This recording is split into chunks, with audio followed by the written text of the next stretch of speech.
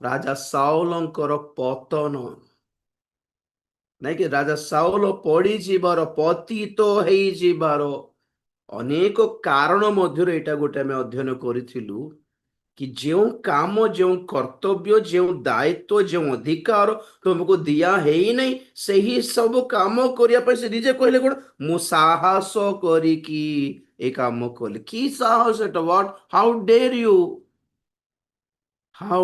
You do the job, the work which God has not appointed? ବହୁତ ଜଣ କିଛି ଅଧିକାର ନ ପାଇକି, ପ୍ରଭୁଙ୍କ ଠାରୁ ଆଦେଶ ନ ପାଇକି, ପ୍ରଭୁଙ୍କୁ ନ ପଚାରିକି ସେବାରେ ବାହାରି ପଡ଼ିଛନ୍ତି, ବେଦି ଚଢ଼ି ପକାଉଛନ୍ତି, ପାଷ୍ଟର ହେଇଯାଇଛନ୍ତି, ପ୍ରଭୋଜ ଦେଇ ପକାଉଛନ୍ତି, ବାପ୍ତିସ୍ମ ଦେଇ ପକାଉଛନ୍ତି। ବେଦିରେ ଚଢ଼ିବାର ତ ନାହିଁ। ଆଉ ରାଜା ସାଉଲଙ୍କର ଦାୟିତ୍ୱ ଅଲଗା ଥିଲା, ପ୍ରଭୁଙ୍କ ଲୋକମାନଙ୍କୁ ସୁରକ୍ଷା ଦିଅ। ତମେ କାହିଁକି ରାଜା ହେଲ? ହୁ ଇଜ ରାଜା? ପ୍ରଭୁଙ୍କ ଲୋକମାନଙ୍କ ଉପରେ ରାଜତ୍ୱ କରିବ, ଦେଶ ଭିତରେ ନ୍ୟାୟ ଧର୍ମ ନ୍ୟାୟ ଅଛି କି ତୁମେ ଭଲ ମନ୍ଦ ବିଚାର କରିବ, ପ୍ରଭୁଙ୍କର ଲୋକମାନଙ୍କୁ ଶତ୍ରୁ ହସ୍ତରୁ ରକ୍ଷା କରିବ, ଯୁଦ୍ଧ କରିବ। ତ ଦିସ୍ ୱାଜ ଦ ଜବ୍। ଯାଜକ ମାନଙ୍କର ଦାୟିତ୍ୱ ଅଛି, ଭାଓବାଦୀ ମାନଙ୍କର ଦାୟିତ୍ୱ ଅଲଗା ଅଛି, ରାଜା ମାନଙ୍କର ଦାୟିତ୍ୱ ଅଲଗା ଅଛି। ତୁମକୁ ଯେଉଁ ଦାୟିତ୍ୱ ଦିଆଗଲା ତାହା କରିବ ନା। ଆଉ ସାହସ, ବହୁତ ଜଣ ସାହସ ବାନ୍ଧି, ସାଉଲ ନିଜେ କହେ ତୁମେ ଆସିବାର ବିଳମ୍ବ ହେଲା, ଆଉ ମୁଁ ଦେଖିଲି ଲୋକମାନେ ପଳାଉଛନ୍ତି। ଆରେ ତେଣୁକରି କଣ କରୁଛ?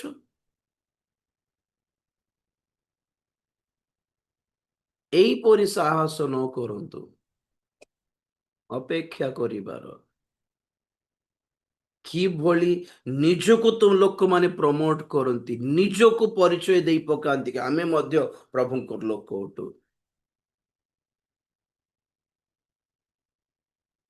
ବହୁତ ଜଣ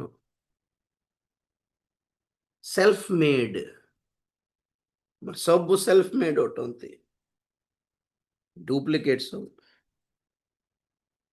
ନାଇଁ, 13:8 ପ୍ରଥମ ସାମୁଏଲ। ଏ ଉତ୍ତାରେ ସାମୁଏଲଙ୍କର ନିରୂପିତ ସମୟାନୁସାରେ ସାଉଲ 7 ଦିନ ବିଳମ୍ବ କଲେ, ମାତ୍ର ସାମୁଏଲ ଗିଲଗଲକୁ ଆସିଲେ ନାହିଁ। ଯୋଗିବାର ଥିଲା, ମଙ୍ଗଳାର୍ଥ ହୋମ ବଳି ଓ ମଙ୍ଗଳାର୍ଥକ ବଳି। ଜଣେ ଯୋଗ୍ୟବନ୍ତ ଦାସଙ୍କ ହାତରେ ହସ୍ତରେ ଉତ୍ସର୍ଗ ହେଲେ ହିଁ ତାହା ପରମେଶ୍ୱର ଗ୍ରହଣ କରିବେ ନା। ଆଉ ଆଜ୍ଞା, ବାକ୍ୟ ପ୍ରଚାର କରିବାଟା ଭୁଲ ନୁହେଁ। ବିଶ୍ୱାସୀ ହେଇଥିବା ସମସ୍ତଙ୍କୁ ଦାୟିତ୍ୱ ଦିଆହେଇଛି। ଲେଡିଜ ହୁଅନ୍ତୁ କି ଜେଣ୍ଟସ ହୁଅନ୍ତୁ, ମଣ୍ଡଳୀରେ ପ୍ରାର୍ଥନା କରିପାରିବେ, ବାକ୍ୟ ପ୍ରଚାର କରିପାରିବେ, ପରସ୍ପର ପାଇଁ ପ୍ରାର୍ଥନା କରିପାରିବେ। ପ୍ରଭୁଙ୍କର ଦାସ ମାନେ ସୁଯୋଗ ଦେଲେ ବେଦିରେ ଠିଆ ହେଇକି ବି କରିପାରିବେ, ପ୍ରୋବ୍ଲେମ କିଛି ନାହିଁ। ଏମିତି କିଛି କରିବାର ନାହିଁ ଯାହା ଆପଣଙ୍କୁ କୁହା ହେଇନାହିଁ, ଆପଣଙ୍କୁ ଯାହା ଯେଉଁ ଦାୟିତ୍ୱ ଦିଆ ହେଇନାହିଁ, those things for which you are not appointed, ଆପଣଙ୍କୁ ସେହି କାମ ପାଇଁ ନିଯୁକ୍ତ କରା ହେଇନି, ଯାହା ସେ କାମ କଲେ ତାହା ଭ୍ୟାଲିଡ ହେବନି। ବହୁତ ଜଣ ପ୍ରଭୁଙ୍କ ଦାସ ମାନଙ୍କୁ, ଦାସ କହିବା ନାହିଁ ଯେ ସେମାନେ ଅର୍ଡେନ୍ଡ ନୁହନ୍ତି, ସେମାନେ ଅଭିଷିକ୍ତ ନୁହନ୍ତି। ଅଭିଷିକ୍ତ ପ୍ରଭୁଙ୍କ ଦାସ ମାନଙ୍କର ହସ୍ତାର୍ପଣ ଦ୍ୱାରା ସେବା କାର୍ଯ୍ୟ ସେମାନଙ୍କୁ ଦତ୍ତ ହେଇନାହିଁ, ସେଲ୍ଫ ମେଡ୍। ପ୍ରଚାର, ମୁଁ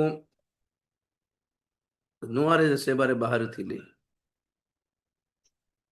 ମୁଁ ଯାଇ ନିଜକୁ ପରିଚୟ କରାଇବାର, ମୁଁ ରାଜି ଡାନିଏଲ ଇଭାଞ୍ଜେଲିଷ୍ଟ। କି ସେଇ ସମୟ, କି ସମୟ ଆଜ୍ଞା! ସତରେ ଯେ ଦେଖିଲେ ମତେ ପଚାରେ, ବର ଆଜ୍ଞା ଆପଣ ପବିତ୍ର ଆତ୍ମା କେବେ ପାଇଲେ, କେତେ ବର୍ଷ ହେଲା? ମୁଁ କହିଲି ନାଇଁ, ମୁଁ ପାଇନି। ଆପଣ ପବିତ୍ର ଆତ୍ମା ନ ପାଇକି ନିଜକୁ କେମିତି ପ୍ରଭୁଙ୍କର ସୁସମାଚାର ପ୍ରଚାରକ ବୋଲି କହୁଛନ୍ତି? ବୋଲି ଡାଇରେକ୍ଟ ମୋର ମୁହଁରେ, ଓଡ଼ିଶାରେ ଏକା।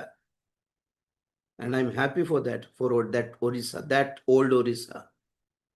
ଆମକୁ ଏଇଠି ଆନ୍ଧ୍ରରେ କିଏ ପଚାରିବେନି ଆପଣ କେବେ ପବିତ୍ର ଆତ୍ମା ପାଇଲେ, କୋଉଠି ପାଇଲେ, ଆପଣଙ୍କ ମେଣ୍ଟର କିଏ, ଆପଣଙ୍କୁ କିଏ ଶିଖାଇଲେ, କୋଉଠି ଶିଖିଛନ୍ତି ଆପଣ? ଏଇଠି ତ କିଏ ପଚାରୁନାହାନ୍ତି କା। କପିଲା ପାଷ୍ଟର ହେଇକି ବାହାରି ଦେଲେ ବି ତାକୁ ପାଷ୍ଟର ଏକା ମାନିବେ। ଓଡ଼ିଶାରେ ମତେ ପଚାରିଲେ ଇଭାଞ୍ଜେଲିଷ୍ଟ କି ହଁ କୋଉଠି ପବିତ୍ର ଆତ୍ମା ପାଇଲେ କି? ନାଇଁ ଆଜ୍ଞା ପାଇନି। ତ କେମିତି ନିଜକୁ ସେବକ ହଉଛୁ କହୁଛନ୍ତି? ଆଗେ ପବିତ୍ର ଆତ୍ମା ପାଆନ୍ତୁ ବୋଲର। କି ଲାଜର କଥା। ଦି ତିନି ଜଣ ମତେ ପଚାରିଲେ ସେମିତିକା।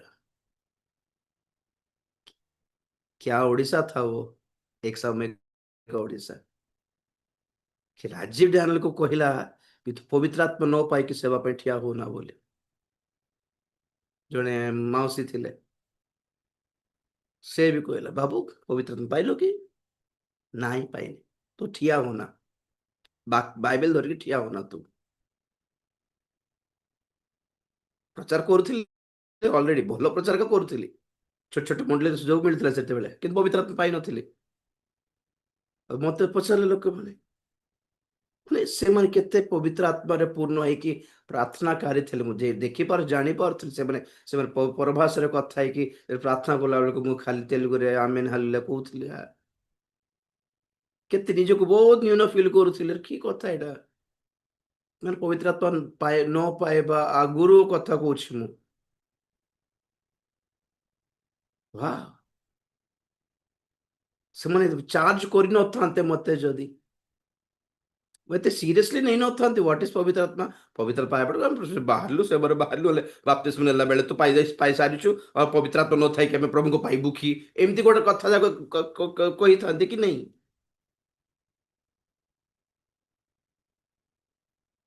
ଆମକୁ ଚେତନା ଦେବ ଲୋକ, ପରାମର୍ଶ ଦେବ ଲୋକ ମାନେ ଥିବାଟା କେଡ଼େ ଭଲ କଥା।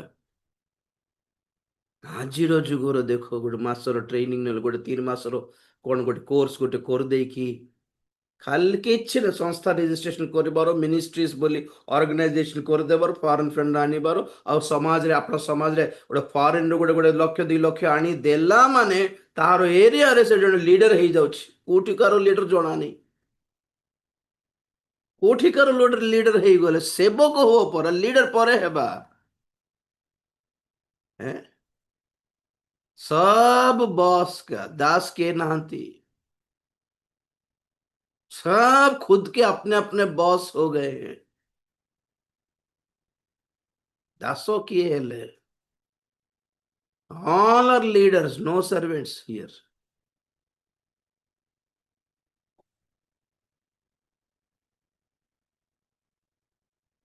Ordained,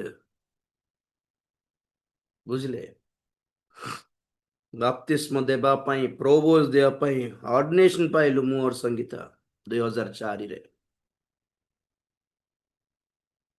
ତାପରେ ଆହୁରି କେତେ ବର୍ଷ ପରେ 5 ଜଣ ପ୍ରଭୁଙ୍କ ଦାସ ମାନଙ୍କ ହାତର ଅଭିଷେକ ପାଇଲୁ ଆମେ।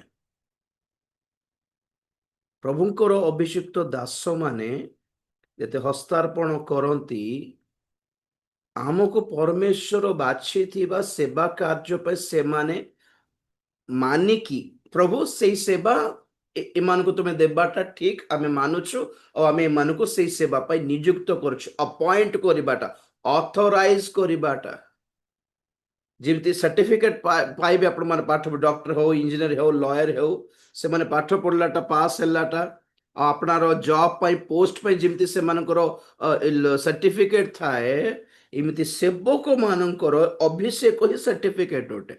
ବାଇବେଲ କଲେଜର ସାର୍ଟିଫିକେଟ କଥା କହୁନାହିଁ ମୁଁ, ଏକ୍ସାମ୍ପଲ ଦେଉଛି ଏ ବିଷୟରେ। ଦାସ ମାନଙ୍କ ଦ୍ୱାରା ଦେଖନ୍ତୁ ସେ ବୋର୍ଡ ଦେଖ, ଦ୍ୱିତୀୟ ତିମୋଥୀ, ବାହାରନ୍ତୁ ସେବାରେ ବାହାରନ୍ତୁ। ପ୍ରଭୁ ତ କହୁଛନ୍ତି କି ସେବକ ଦରକାର, ମତେ କାର୍ଯ୍ୟକାରୀ ମାନେ ଦରକାର, କମିଗଲେଣି। ତ କାର୍ଯ୍ୟକାରୀ ବୋଲି କହିଲେ ପିଟିକି ପଳେଇ ଆସିବାଟା ନୁହେଁ, ବିଶ୍ୱସ୍ତ ଲୋକ ଦରକାର ଆଜ୍ଞା।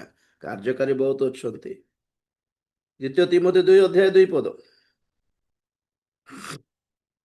ଆଉ ଅନେକ ସାକ୍ଷୀଙ୍କ ସାକ୍ଷାତରେ ଯେଉଁ ସବୁ ବାକ୍ୟ ମୋ ଠାରୁ ଶୁଣିଅଛ ଯେଉଁମାନେ ଅନ୍ୟମାନଙ୍କୁ ମଧ୍ୟ ଶିକ୍ଷା ଦେବାକୁ ସମର୍ଥ, ଏପରି ବିଶ୍ୱସ୍ତ ଲୋକମାନଙ୍କ ନିକଟରେ ସେହି ସବୁ ସମର୍ପଣ କର। Hand over that ministry to others also, those who are faithful and who are capable to preach and teach the church like this.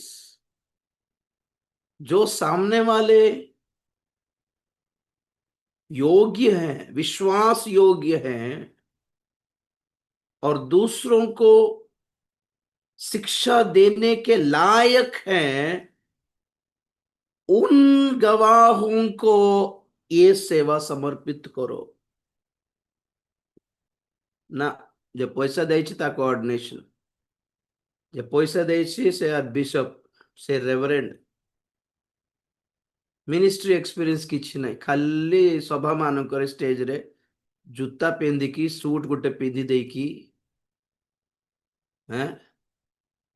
ଖାଲି healing healing healing healing healing, ବାକ୍ୟ କେବେ ପଢିଲା କି ନାହିଁ ଲାଇଫରେ? ଚାରିଟା ବିଶ୍ୱାସର ପଦ ପର୍ବ ଘୋଷି ଦେବ, ସବୁ ମିଟିଂରେ ସେଇଟାକେ ଚାଲିଥିବ। এইটা ପ୍ରଭୁଙ୍କର ଆଗମନ ବିଳମ୍ବ ହେବା ଭିତରେ ବହୁତ ଲୋକ କଣ କରୁଛନ୍ତି, ମାନେ ଦେ ଆର୍ ବିକେମ୍ ସେଲ୍ଫ मेड, खुद के बने हुए सेवक, खुद के बने हुए विश्वासी। ଜାଣିଛନ୍ତି ବହୁତ ଜଣ ବାପ୍ତିସ୍ମ ନେଇନାହାନ୍ତି ଖ୍ରୀଷ୍ଟିଆନ ମାନେ ଏକା।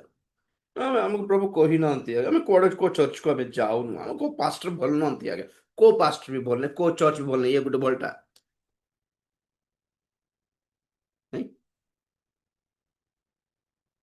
ନା ନା, କୋଉ ପାଷ୍ଟର ଭଲ ନାହିଁ, ଭଲ ନାହିଁ।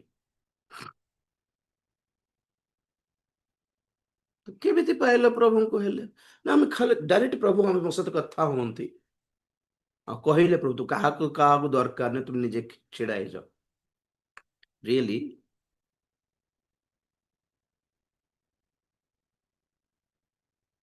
self made, self declared.